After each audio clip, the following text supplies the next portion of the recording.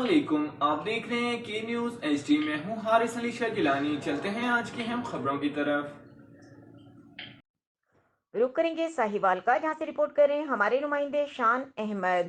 وفاق المدارس العربیہ پاکستان کے تحت ہونے والے ضلع بھر میں سالانہ امتحان شعبہ تحفظ القرآن کا سلسلہ آج تکمیل کو پہنچا، جس کی اختتامی تقریب جامع مسجد نور ہائی اسٹریٹ ساہیوال میں منعقد ہوئی، جس کا آغاز تلاوت قرآن پاک سے کیا گیا۔ تلاوت کلام پاک کے سعادت فخر ساہیوال فخر القراء ایوارڈ یافتہ حرم پاک مکہ مکرمہ قاری عثمان المالکی نے حاصل کی۔ اس کے بعد نعتیہ کلام پیش کیا گیا۔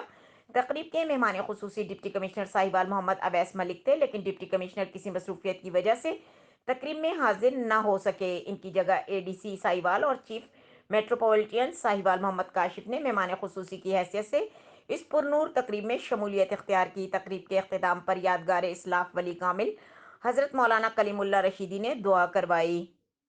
مزید خبروں اور اپڈیٹس کے لیے ہمارے ساتھ رہیے گا، تب تک کے لیے اپنا خیال رکھیے گا۔ اللہ حافظ۔